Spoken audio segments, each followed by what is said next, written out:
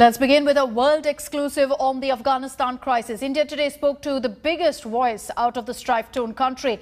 Amrullah Saleh, who's currently the caretaker president of Afghanistan, spoke to us and laid out his battle plan against the Taliban. Saleh says that the resistance against Taliban is going strong and that he will not allow Afghanistan to become Talibanistan.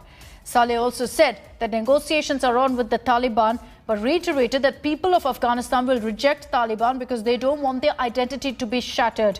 Amrullah Saleh is the last man who's leading the fight against Taliban terrorists from the government. He's currently at Panjshir, a known anti-Taliban bastion. Mr. Saleh, what can you tell us? What's the latest in Panjshir? How are you holding up, sir? The Taliban claim that they have got part of Panjshir is completely false. We are in control.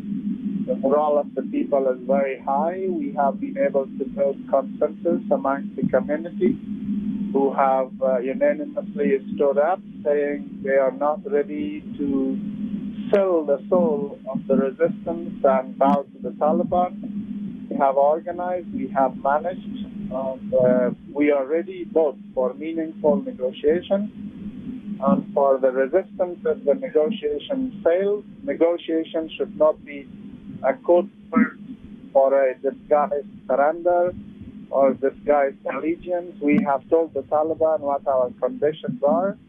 So far, we have made no progress in that. And if the Taliban opts to fight, we advise them to read the history, and we are prepared for any eventuality. Mr. Saleh, you have been a part of the resistance even earlier. You look up to Ahmad Shah Massoud, the legendary Tajik commander. How is the situation different from the first time that you were resisting the Taliban and now? His son, Ahmad Massoud, is currently in the headquarters of his father, and people are rallying around him. I am also here. We have a very united command structure. What is key in situations like this is the motivation. It's the determination of the people. And secondly, it is the organization, command and control structure. And the last is resources. The first two elements are critical, and we have it already. We are not fragmented, we are not disunited, we have a historical unity, and we all carry the legacy of our leader. And we have told the Taliban, the choice will be yours, and if you opt to fight, we will see you. If you opt to negotiate, we do not want the negotiation to be, as I said, a disguise for soft surrender or expression of allegiance or acceptance of the Taliban clerical dictatorship. Absolutely no. So what are your conditions, Mr. Saleh? You are the caretaker president of Afghanistan at this point of time. What are your conditions for this negotiation, sir? Well, it's a situation which has unfolded newly. Unfortunately, the Afghan cabinet has fled, and those who didn't have strong roots in the country have fled. I always wished that the president stayed, and he became a rallying point. He proved himself the other way. He did not remain loyal to his mottos, and he did not remain loyal to his slogans and all the statements he had made to the Afghan people. So it's a new situation, and in this new situation, we are in contact with all those people who matter, and they are ready to put resistance by various means. But to generically tell you our political objective is rejection of the emirate of the Taliban, rejection of the dictatorship, rejection of the grab of power by force. So that is what we reject. What we want is a situation in which the people of Afghanistan must have a say in determining the character of the state. We do not want anything for ourselves. We are not seeking portfolios. We are not seeking positions. We are not seeking incentives. We are not seeking personal favors. None of those things. We want the Afghan people to have a chance in determining the character of the state. We are not ready to accept a system which will oppress the Afghan people, which will shatter their individual or collective identity, which will damage or destroy the Afghan pluralism. Thank you very much. I cannot go longer. It was great to talk to you. Mr. Saleh, for the moment, many thanks for speaking to us here at India Today. But if I may, how will you fight? Taliban wants the emirate and you want a democracy. You see, what we do not want dictatorship. We want the pluralism in Afghanistan to survive. We want the Afghan people to have a say. We want the identity of individuals, of the communities, of all ethnic groups of Afghanistan. We want the Afghan fabric, societal fabric, to stay alive. We do not want Afghanistan to become Talibanistan. That's what the Taliban are trying to establish. They're destroying Afghanistan and they want to establish Talibanistan. That will not happen. So our political objectives are very, very clear. We prefer negotiations, but as I said, the negotiations must be very meaningful, and it should not be like Doha style to legitimize the Taliban oppression and not to stop their barbaric military onslaught. Thank you very much. Thank you very much, Mr. Saleh, for speaking to us here at India Today.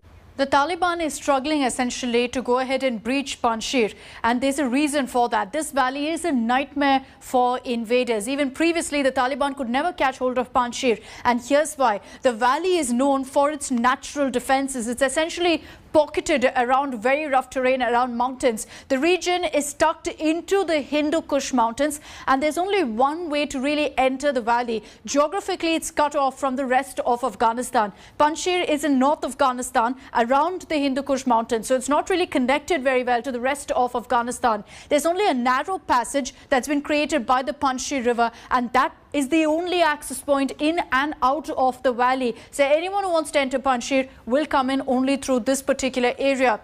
The narrow stretch for access can be defended easily. The Tajik community, the fighters who are there, are known to be in huge numbers around this particular area. It's known for its emeralds. Panjshir Valley is known to be very, very rich also because of its emeralds. So if that's something they tap into, they can be completely sufficient. These emeralds are used to also finance the resistance movement that's on right now in Panjshir, and was happening also previously against the Taliban in the 1990s as well. So that's why it's important for the resistance to continue to be based out of Panjshir, and that's why the Taliban right now reportedly is struggling to enter the valley. So right now, of course, they haven't managed to invade into Panjshir. But right now, India is focusing on the evacuation mission from Kabul. An Air India flight carrying 78 passengers, including 25 Indian citizens, has landed in Delhi from Kabul via Tajikistan. Union Minister Hardeep Singh Puri, along with other leaders, received 3 Guru Granth Sahib, which were brought from Afghanistan. Puri was seen, in fact, carrying it on his head and taking it in the airport. The holy scriptures are now placed in a Gurudwara in Delhi. Heartbreaking images had emerged of Afghan Sikhs carrying 3 copies of the Sikh scripture Guru Granth Sahib on their heads, walking barefoot inside the Kabul airport. And these pictures had gone viral on Monday. They were given then a warm welcome at the Delhi airport. The External Affairs Minister S. Jaishankar has termed the evacuation mission as Mission Devi Shakti. I want to start by thanking the Honorable Prime Minister, who has made it possible to carry out these rescue operations to bring our brethren who are in difficult circumstances there. Or arrangements are also being put in place for the remaining people, we are in constant touch with them, and I want to compliment the Ministry of External Affairs, my friend Jaishankar ji, Muralidharan ji, for having implemented this. जब America और Canada से बहुत उम्मीदें थी हमें कि वो इनको साथ लेके जाएंगे, लेकिन वो इनको साथ लेकर नहीं गए। ऐसे में भारत सरकार ने जो इनको इवैक्यूएट किया है, जो सीए है, सिटीजन अमेंडमेंट एक्ट, उसके अंदर बदलाव लाकर 2021 तक की उसकी कट ऑफ डेट लगाई जाए, ताकि इन सब लोगों को उसके अंदर रिहेबिलिटेट करने का मौका मिले और इन सब शरणार्थियों को उसके नागरिकता। Now, the Karnataka Congress working president Dhruva Narayan has compared Taliban to the RSS. He's alleged that both the organizations don't follow democracy and the Taliban are proponents of a religion, so is the RSS. He's also said that both organizations have no commitment to secular values. Listen in to exactly what the Congress leader said.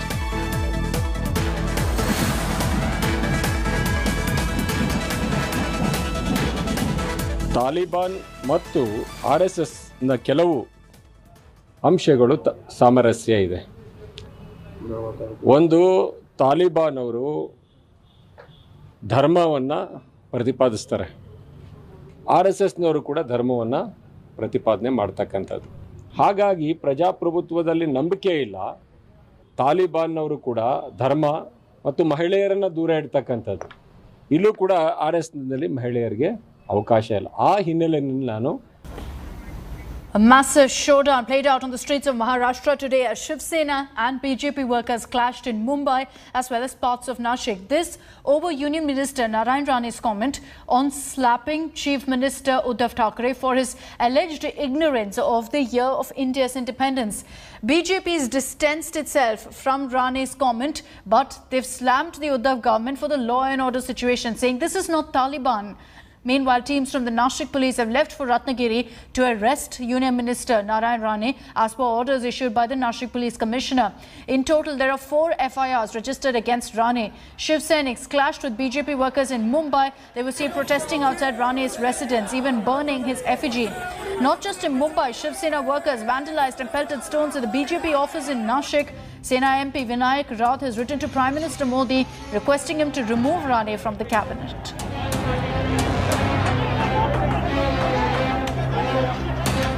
And listen to exactly what Rane had said and also all the political reactions that came in soon after on his statement. बोलायचा अधिकार तरी आहे का? बाजूला म्हणा एखादा secretary ठेव आणि विचार बोल, त्याविषयी नाही काय. किती वर्ष आली देशाला संतुलन? बिलट महोत्सव काय हे असतो तर कानाखाली चढवले. हे काय देशाचं तुम्हाला स्वातंत्र्य दिनाची माहिती नसावी? सांगा मला किती चीड येणारी गोष्ट आहे. मुख्यमंत्री जी के बारे में जो टिप्पणी की हम उसका समर्थन नहीं करते, किंतु इस वक्तव्य के बाद जिस प्रकार से पुलिस का राज चलाने का प्रयास सरकार की ओर से किया जा रहा है, मैं स्पष्ट रूप से कहता हूं कि भारतीय जनता पार्टी वक्तव्य का समर्थन नहीं करेगी, पर व्यक्ति का समर्थन पूरे तरीके से करेगी. भारतीय जनता पार्टी नारायण राव जी राणे इनके पीछे पूरी ताकत से खड़ी रहेगी.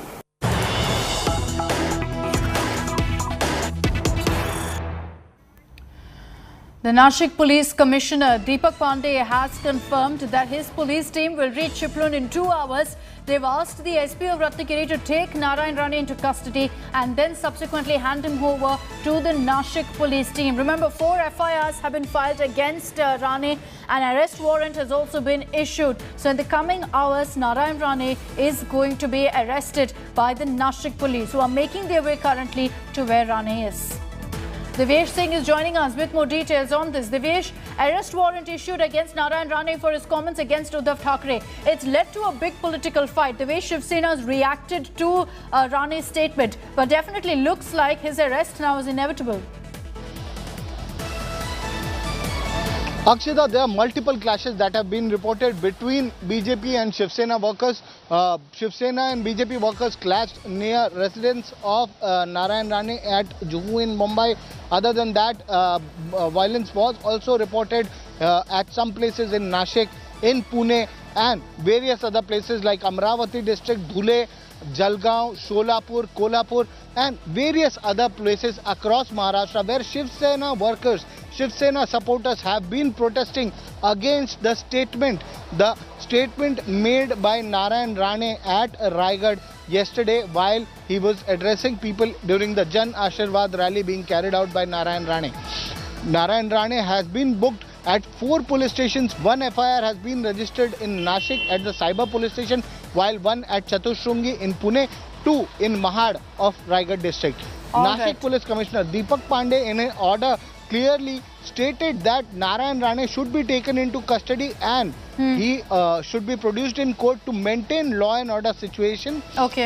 That is why a team headed by DCP Sanjay Barkund has left from Nashik, and within 2 hours this team is scheduled to reach Chiplun. So next few hours, Divyesh, we're expecting that there could be a likelihood of Narayan Rane being taken into custody, being arrested. Thank you for those details.